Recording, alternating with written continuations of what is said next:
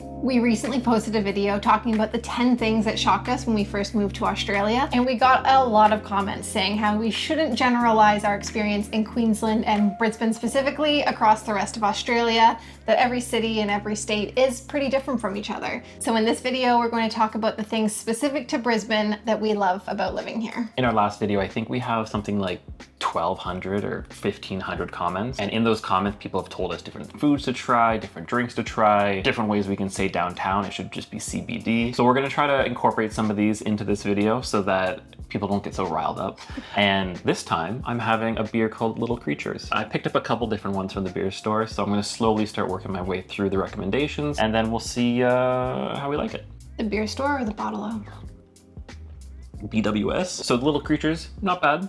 I'll say 6 out of 10. Spicy. We'll have to go back through other footage and then figure out what I've actually given every single rank. We'll rank them all in the future, like put it all up together. Perfect, we'll just do like a super cut. So I think one of the major things that we both really enjoy about living in Brisbane is the cost of public transit. And we've talked about this in other videos before, but I still just can't get over the fact that it's 50 cents per trip, and that's, I think it's like a 2-hour time period that you can travel within. Like that includes your transfers, which is how we got all the way from Brisbane, basically CBD, all the way down to the Gold Coast for 50 cents. Yes. And we used, what, train, a tram, and back again. So yeah, it was $1 total round trip for each of us, which was pretty crazy. It took a while, but I don't think it really took that much longer than if we had driven. No, and this was one of the things that we did research when deciding to come to Brisbane. We were trying to figure out what it would cost us on like a weekly basis in Sydney versus Brisbane versus everywhere else. I think most places except for Brisbane actually charge like a full rate for public transit. I was kind of budgeting out that it could cost us like $50, $100, you know, a week just for public transit because we don't have a car. We just didn't want to buy one just to have to deal with insurance and licensing and also driving on the left side of the road. I was gonna call it the right side of the road. It's the wrong side. It's the wrong side. Especially with driving on the opposite side of the road from Canada. I just didn't want to have to deal with it. So it was one of the big reasons that actually drove us towards Brisbane. And yeah, it's been really good. I only have 2 issues with it, but they're not big issues. The first one is, which is on me, is that if you, let's say, tap on with your watch, and then your watch dies between the start of the journey and the end of the journey, you just end up paying like a flat rate that's higher. Even if you're tapping on and off with the same card on your watch and on your phone, it just bills it twice. I found that out because my watch died, and then I tapped off with my phone, and then I just got billed $5. I think they counted it as you tapping on again with the other device. It was. And then it times out at the end of the day, I guess, if you don't ever tap off. My other issue, I know this is about the great things, but these are just small issues. And this is the same issue that we have in Canada as well. The buses are not great here in Brisbane. They're never on time. Sometimes they just don't show up. Sometimes they just don't show up. Sometimes they say they're there. Like you can check the app and it will show the bus driving on the road and it will show it drive right by you. And there was never a bus. It's a ghost bus. Exactly. Or if the bus just shows up really early, like they're 5 minutes early, they just keep going. They don't stop and wait at your stop until their time lines back up again. They just keep going. Bus times seem to be a suggestion. Yeah. Trains, always on time, always great. Boats. The ferry, I'd say, is pretty reliable too. I think it's mostly on time. It's those buses. Damn. And it's the same thing with Canada though. I'm gonna say if I had to choose between the two, I'd choose the Brisbane. If you're gonna have a bad time on a bus or a train or a boat, I'd much rather have a bad time after paying 50 cents rather than paying like $9. The cost of public transit is pretty good. Yeah. Pretty happy about that. Yeah. Another reason we love living in Brisbane is the fact that there's so much sunshine. It's actually nicknamed the Sunshine State and gets between 250 and 300 days of sunshine every year on average. It's been glorious. I know one of the main reasons why we did also come here to Brisbane. I did some research because in Canada, there can just be like weeks of like no sun and it gets really dreary and it's overcast. Toronto gets around 2,100 hours of sunlight, is how they measure it. And then Brisbane gets something like 3,000 hours. So per year. Per year. That's an extra, what was it, like 30, 40, 50 days of sunlight? Yeah, I think it's something like 40 days, like full days, 24-hour periods of sunlight. That's like the equivalent. Exactly. And it's like usable sunlight too, because in Canada, you can have like a really bright sunny day in the winter and it can be super cold outside. So just because it looks nice, you're not going out there and like using the sunlight really, unless you like winter really activities. Into winter sports. Yeah, but minus 40 and a sunny day is not the same as a sunny day here in Brisbane. The sunlight here is just so much more usable. And because of that, you just end up, I don't know, you just end up feeling better. Yeah, Because if you it's have just- seasonal depression, Yeah. Brisbane is wonderful because you just get that much more vitamin D. Now, obviously, there's some trade-offs with that too. I mean, being in Brisbane, you are getting those really, really hot, sticky summers. Yeah. We're just coming into our first summer here. We've been promised amazing things about winter, so we just have to survive the summer. It's just a few months. Yeah. And then we're supposed to be getting some of the best weather we've ever experienced before. So I'm looking forward to it. The next thing that we really like about Brisbane is the no daylight savings time. Now, I'm sure this is going to be controversial for people who, I don't know, maybe sleep in late and they don't like it getting really bright early in the morning. We've always had daylight savings in Canada, and half the year you look forward to and the other half you don't, because on one end you get an extra hour of sleep and on the other end you just feel terrible. Here is kind of just nice. Everything just kind of stays the same. I know when I'm calling people for work in another state, it can get kind of confusing because you're trying to sync up times with someone, and then you're calling someone in Tasmania and they're like, call me back at 3, and you're trying to figure out what that is. I don't know what the pros and cons of daylight savings time is. I just know for me personally, I don't really like altering my schedule. And I mean, sure, the sun rises at 4:30 in the morning, but that's what blackout curtains and sleep masks are for. Yeah. And it does get darker earlier in the evening too, but again, I really don't find it to be that big of a deal. I think overall, it's definitely affected me a lot less not having daylight savings than when we've had it before. I don't know if Queensland ever had daylight savings time and then they just changed it, or they never did and they just didn't go along with all the other states. But either way, cool. Not mad about it. Yeah.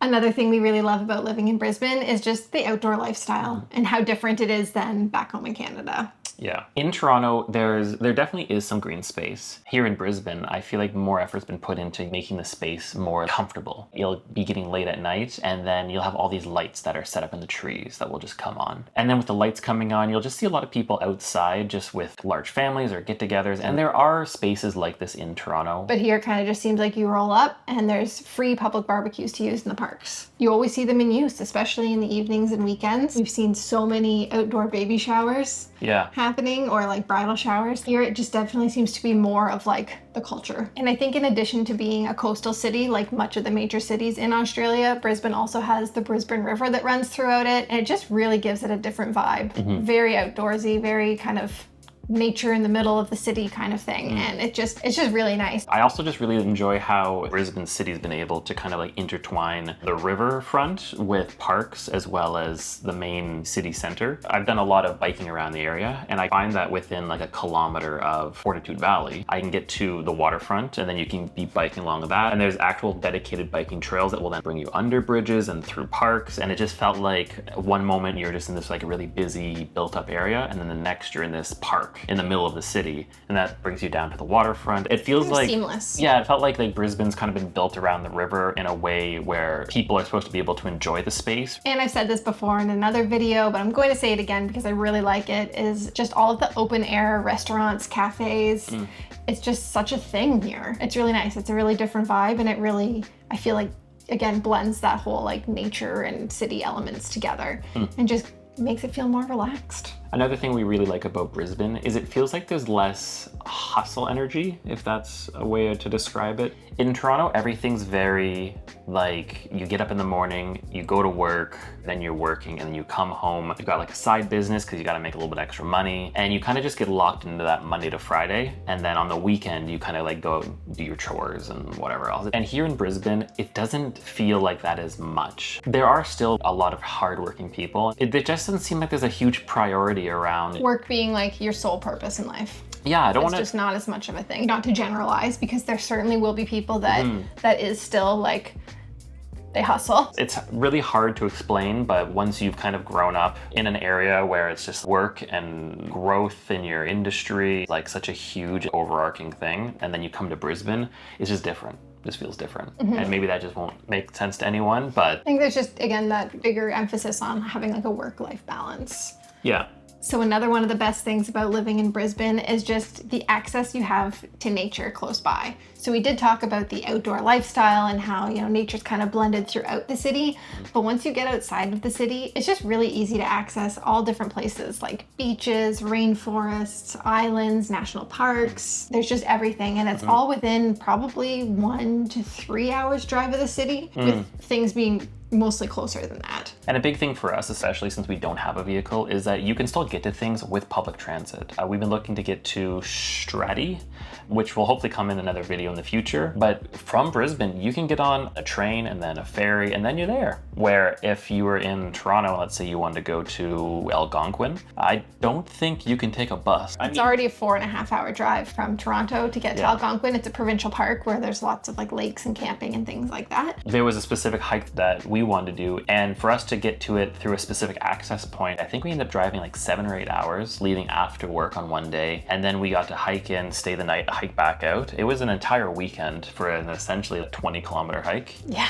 Which is on our YouTube channel. Yeah, there's just not, it's the same kind of access. Here in Brisbane, you can take public transit to get to the Gold Coast. I know that they're currently building out like a train network so that you can get more easily to the Sunshine Coast. It's just a lot easier. You can get to a lot more diverse locations. And the final thing that we're going to talk about is just the fact that the people are really friendly and really helpful here.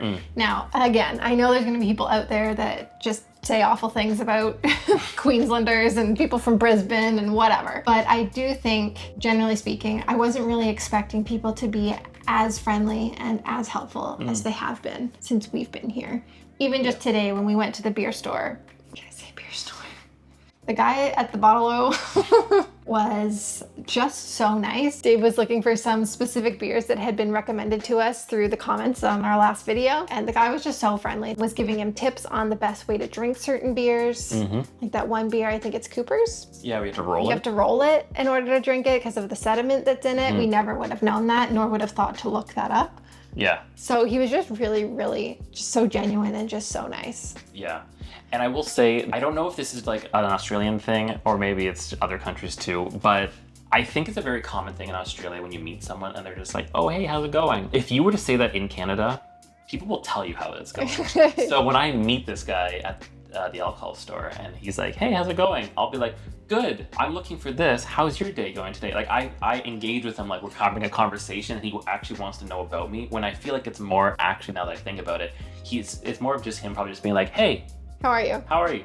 And then don't answer that. Just be like, and I'm only supposed to say good. Yeah. But I don't know. When someone asks me how I'm doing, I'll just tell them how I'm doing. And I'll be like, oh, good. Today's a bad day. Today's a bad day. Well, I won't share like that. Maybe that's why I think everyone here in Brisbane is really friendly, because they'll always open a conversation by asking how I am. And then I'm just naive enough to be like, they want to know. And then I tell them how it's going. And then they're forced into a conversation with me. And then it feels like, oh my God, this is what they wanted from the very beginning. Yeah. They're so friendly. Anyways, I'm not going to change. So I'm going to keep oversharing. And I think the fact that they say, how you going, is the same as us being like, hey, how are you? What's up? Yeah, basically. And you'd be like, good, you? And then carry on with your day. Well, either way, maybe I'm oversharing, maybe I'm not. But regardless, I'm going to still assume they're being friendly to me, and ends up in we having these big, long conversations at stores. And I mean, maybe it's also just our experience because of the fact that we obviously have accents. We're very clearly not Australian as soon as we open our mouths. So we might just be getting some extra, kindness and helpfulness from people because of that. Or maybe I expect the Australians to be mean to us because we're foreigners. Some of you have been in the comments, not very nice because we're foreigners. Just have it. People weren't being noticeably friendlier than in Canada. I wouldn't have noticed, and I would have just had the expectation. The fact that it's showing up and we're talking about it now, I think it's a real thing. It may be hard to quantify, but yeah. It's been really nice. Keep being friendly. I'll keep oversharing my feelings and stories. So again, we've obviously only been living in Brisbane for 3 to 4 months now, but based on our experience so far, these are the things that we like. This is what we've liked, and gonna be living in Brisbane for at least another, 8 or 9 months? The hope is to stay longer, but things have to kind of come together for that to happen. Who knows, depending on how things go, maybe we'll end up moving to a different part of the country. It really all just depends. We're too old to get a second working holiday visa, so currently trying to seek other options to stay a bit longer. So that's it. That was our 7 things, I guess, that we find are the best reasons to live in Brisbane. And, we appreciated everyone mentioning that living in Queensland and Brisbane is very different from other parts of Australia, and we are hoping to be able to experience those parts sometime soon, hopefully. If you enjoyed this video, don't forget to subscribe, and thanks so much for watching. We'll see you in the next one.